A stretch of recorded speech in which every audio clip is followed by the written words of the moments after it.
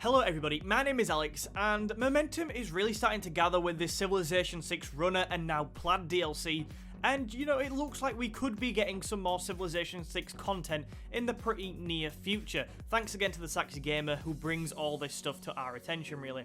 Anyway, no matter what exact form this DLC does take, it does look like it's going to be some sort of smaller Civ and scenario packs, but no matter what form it takes, today I just want to talk about 3 civilizations I would most like to see come in this DLC. So what I'm going to do is I'm just going to mention them and then I'll say a little bit about them and move on pretty quickly. But at the end of the video, I would love to hear your top 3 as well, especially if they're a bit different. And by the way, the last suggestion on this list is a really interesting one, and it's one that I found out about very recently as well.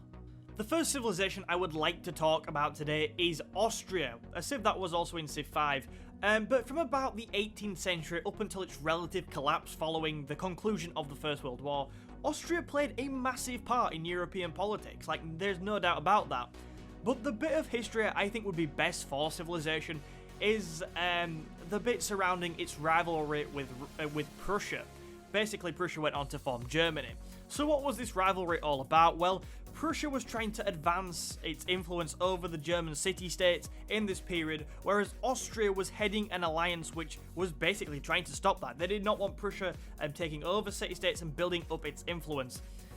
So over this period of time, Prussia and Austria, basically Germany and Austria, had a real big rivalry over this, and I think that this should be reflected in Austria's bonuses in the game, just as it sort of was in Civ 5. Now, Germany in Civilization 6, if you've boarded Germany, you'll know it's all about capturing city-states. They just take them all over, they just go in and capture them by force. So as a nice contrast to this, Austria should be about defending city-states, and instead of bringing city-states into their empire by force, they should be able to bring city-states and possibly other free cities, you know, the kind of things which are flipped by loyalty, into their empire using diplomatic methods and gold and stuff like that. So I'd really like to see Austria introduced in Civilization 6 as a bit of a rival to Germany. The second civilization on our list is a big one.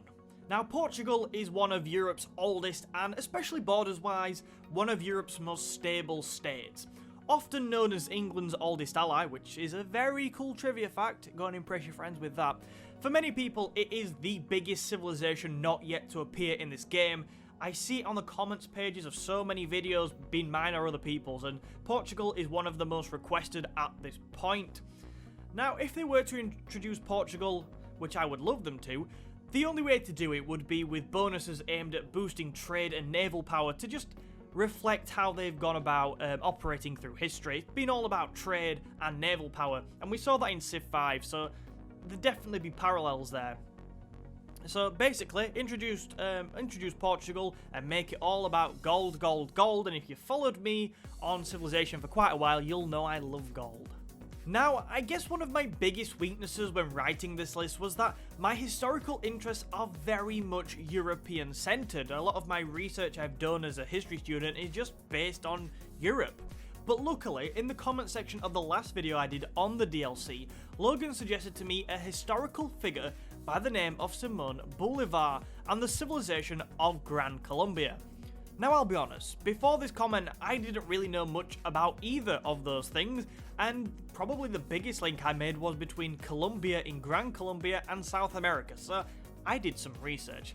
So basically, a really simplistic telling of the story of this guy was that he was the man who liberated the South American countries of what is now present-day Colombia, Panama, Ecuador, Peru, Bolivia, and his homeland of Venezuela from Spanish rule.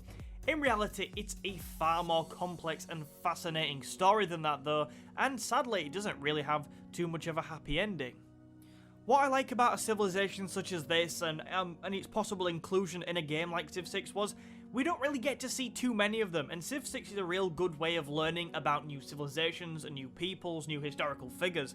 So this would be a really good way to bring someone like this to our attention. And the second thing is, I think it could work quite interestingly in Civ 6. Now, just as one possible suggestion, maybe Gran Colombia could push additional loyalty pressure on all cities on their capital's home continent. After all, this was very much a continental thing against a European power. So that's one suggestion. But also you could have bonuses to militarily conquering cities on your own continent, stuff like that. Let me know if you've done a bit of research on this, how you think Gran Colombia could work. So Austria, Portugal and Gran Colombia would be 3 of the civs I'd be most excited to see whenever this DLC happens. But what are yours? Do you want to see maybe someone different like Ethiopia, Bulgaria, Gaul? Let me know down in the comments. I'd be very interested to read them. If you have enjoyed this video, make sure you do hit the like button and do consider subscribing to the channel for more content like this. Thank you for watching. I'm Alex and I'll see you in another video soon.